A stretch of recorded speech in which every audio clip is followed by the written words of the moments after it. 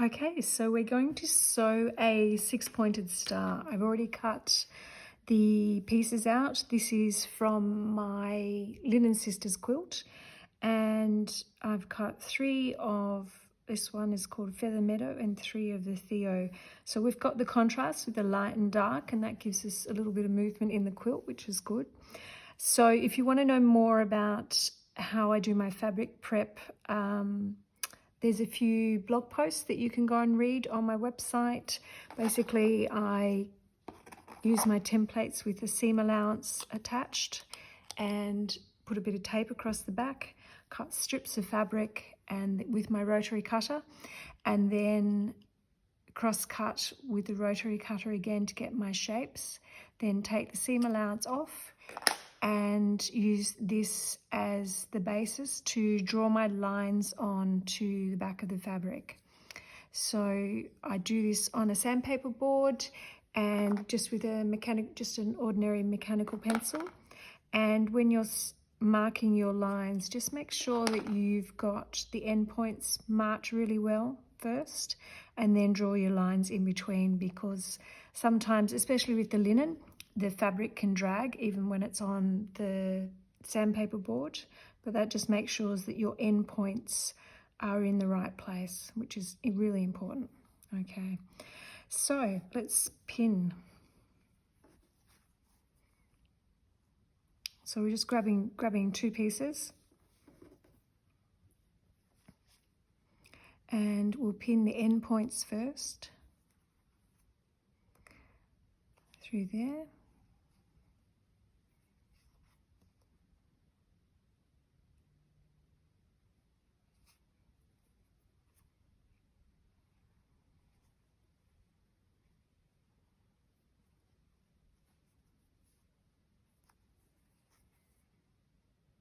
I like to use nice fine pins. These are clover, and I think there might be a few tulip ones mixed in together. So just the ends like that. And then you can, up to you whether you put 1 or 2 in between. Make sure you're on the sewing line on both sides. That's really important. I suppose that's the biggest difference between hand and machine piecing.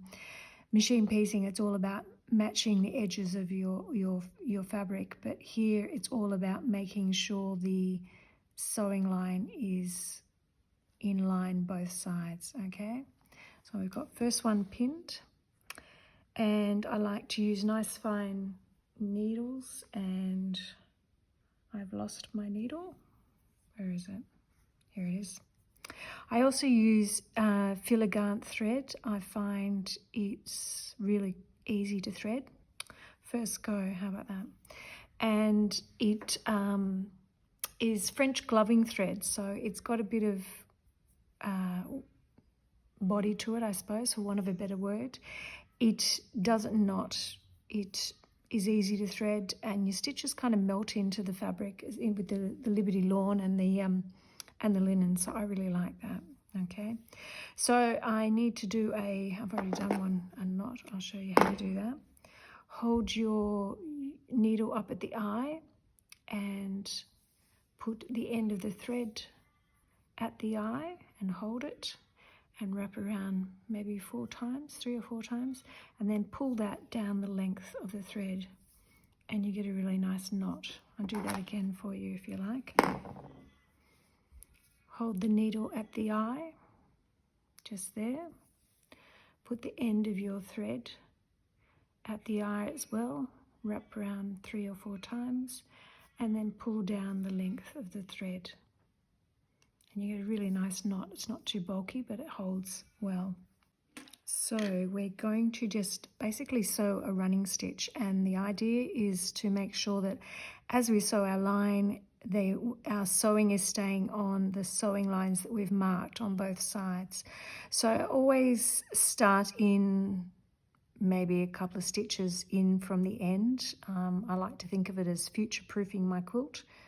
So start in a few, 1 stitch before the pin. Go backwards to the end point. Just check that you haven't moved and that you're actually on your end point there.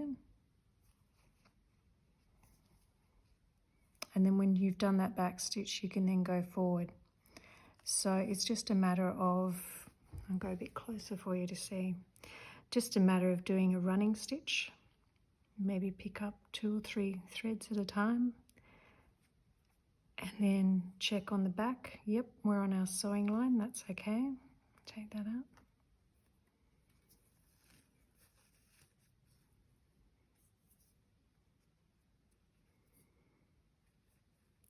I think the most important thing to remember is, because it's a running line, it also can gather. So just make sure that you are, see how you can see that's gathered? Don't leave that like that. As you go along, hold it at the beginning and just kind of smooth your sewing line down so you don't get puckers when you're finished, okay? If this was a very big piece, I would probably do a couple of back stitches every now and again to future-proof it. If something were to unravel in 50 years' time, you'd want to think that it's not going to unravel the whole piece. It might be just a small bit that can be repaired easily. So when we get to the end, I'm going to go and do exactly what we did at the beginning. I'm going to do a little back stitch. So I'm through to the end. And before I do my back stitch, I'm going to smooth that over like that. So we've got no gathers, it's perfectly flat. And then I'm going to do a back stitch and a couple of oversews.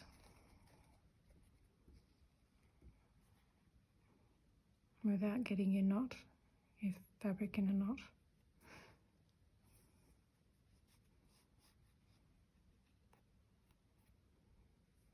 So you can see that's nice and flat.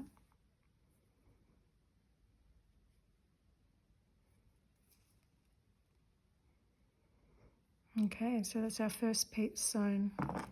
Now, I wouldn't take that to the iron now, I just finger press that, or if you've got one of those finger presses, you can use them as well. So traditionally, I suppose we've been taught to always press towards the dark so your seam line doesn't show. But because of the way the six-pointed star is, the way we'll press it, we'll have it so the seams kind of rotate. I'll show you when it's all together anyway. So I'd finger press that. Just use the warmth of your hand just to give it a little bit of a press. And I've got 2 together. So the idea is that we'll sew this top section here together, and then we'll do the same for the bottom section, sew that together, so that we can then sew those 2 pieces together along one long seam, which is, I suppose, efficient, isn't it? Okay, so we're going to sew that one to there.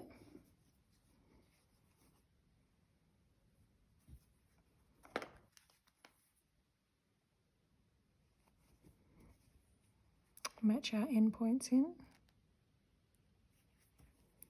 And when you come to this end, we need to make sure when we match the end here, we're not going to catch in any of the seam that we just sewn. So you need to make sure that we don't want to catch any of that in. So we just go through to the point. So we've got our end points matched up.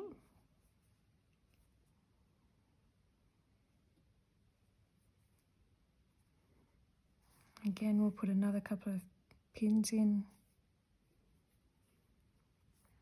either way.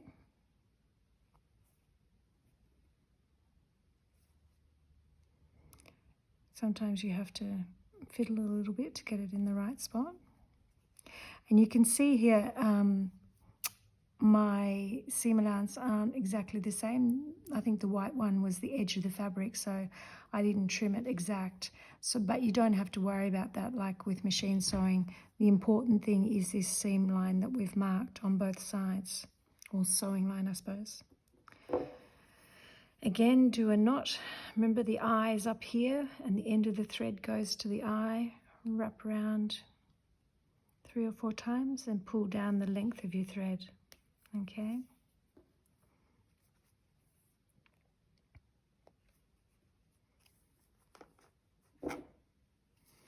a little back stitch at the beginning to the point, check that I'm on the line, and then a couple of running stitches.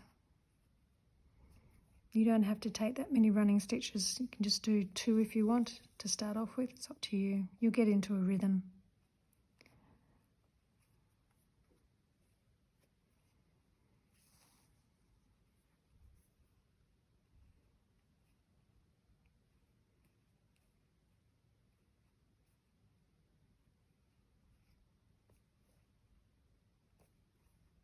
You had a look there. The last couple of stitches have veered off the line a bit, so I've obviously gone too far, so take them out. Again, get at the beginning and just smooth down so we're not getting any gathers.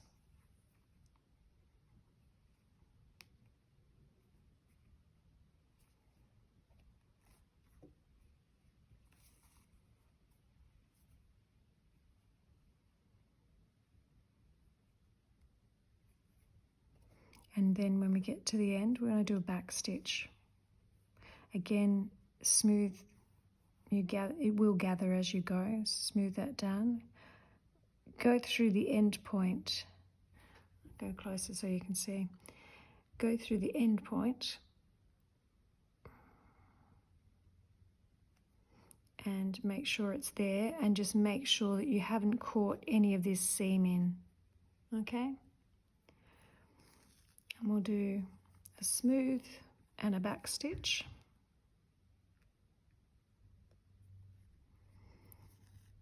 And then a couple of little oversews to finish off.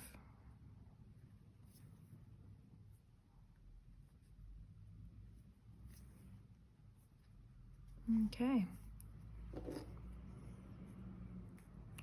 Now, if I was sewing with anything other than Liberty here, I would probably trim off these pointy bits, these end points, just so you've got less bulk at the seam. But because Liberty is so fine, you don't really need to do that.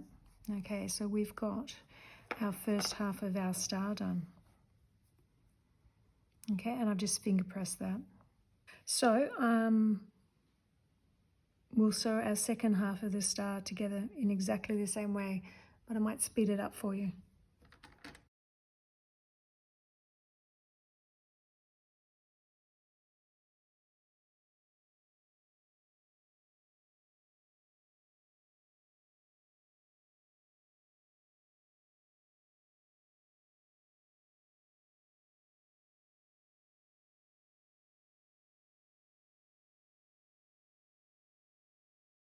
Okay, so we've got 2 sections of the star together now, which is great. So we've got 3 up here and 3 down there. So the easiest way to sew this together is one long straight line. And we're going to make sure that we're not catching in any of these seam lines, seam allowances as we sew, because if we do that, when we come to press, it's going to stop us pressing one way or the other because the seam will be caught. So we're not going to do that, okay? So again, just like we did our first piece, we're going to go from here to the center here, and I'll show you what to do once we get there. So I suppose just recapping, the most important thing is matching up your end points. And as you sew, make sure that you're not gathering up your thread. Just give it a smooth down as you sew.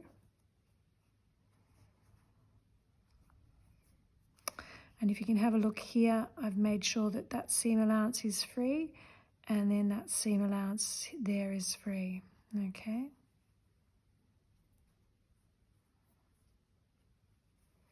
Put another couple in.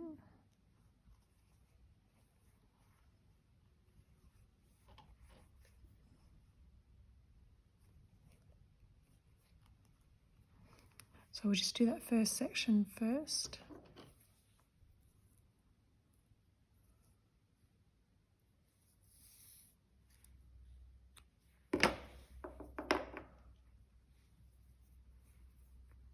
I don't know any other thread that I can thread just straight away. Filigrene's kind of cool in that respect. Again, a knot, eye up this end, the end of the thread at the eye. 3 or 4 wraps and pull it down the length. Okay.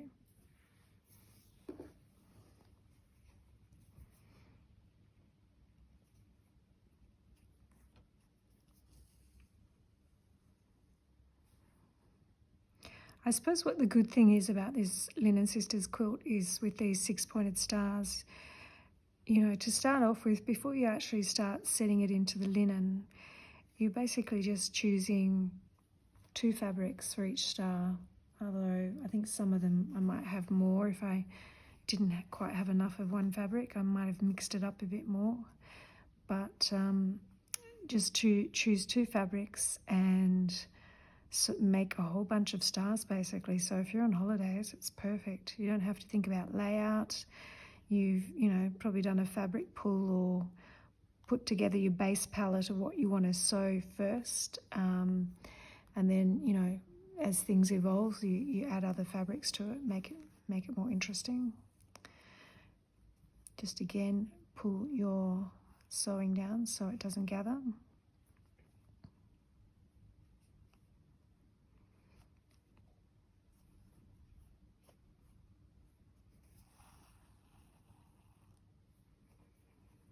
And as you get towards the end, we just want to make sure that our seam allowances are out of the way. We don't want them caught down. And I suppose that's the other difference between machine and hand piecing. So I'm just going to go into the point there. Let's see, you see it? Into the point there, and then come up this side. And to make sure it doesn't move, again, smooth out the gathers and do a little end point there. And then I'm going to go diagonally through all these seams. So we basically want to continue on this side here, but I'm going to go through the end point there, and I'm going to make sure that I don't catch anything else in the way. So it's just a matter of folding things back so they don't get caught in the way. I don't know whether you can see that or not. Basically, we want to go through to there and not catch any seams.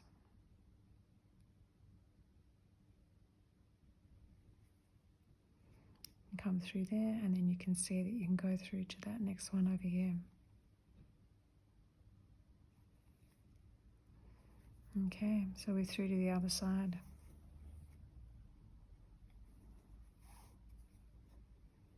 And so where our thread is through to the other side, I now pop some pins in this end here. I don't normally put these pins in until I'm through on the other side, because I just find it's easier to get that diagonally through the seam lines,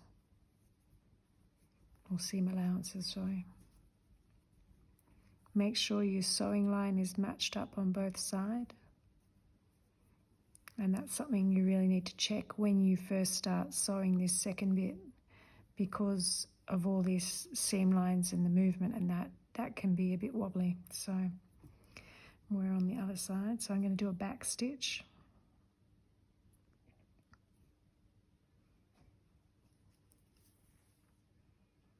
And when I do that back stitch, I need to make sure that I go through the end point, but I don't catch any of those seam allowances. I'll do it again for you. If you want to pull them out of the way a bit, you can. It's up to you what you want to do. Just basically end point through to that end point there.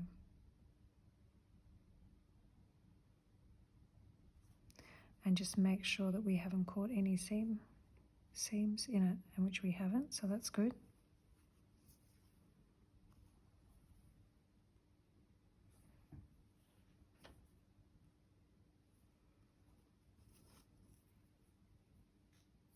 I just put my thing through the thread again. Okay, it's better.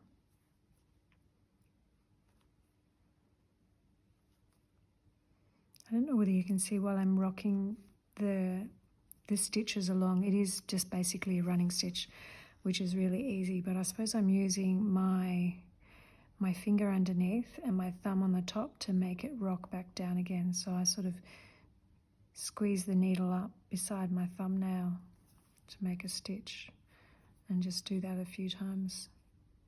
It's the same kind of technique we do when we hand quilt. You just get into the rhythm of it.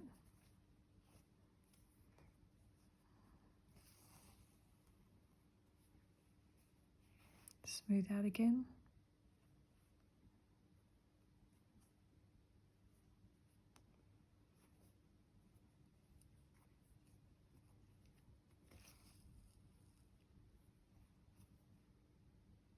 And just, yeah, make sure it's smooth before you do that final back stitch that holds it all off.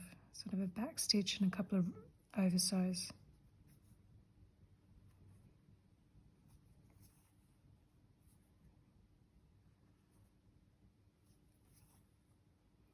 Okay, so you've got your first star done.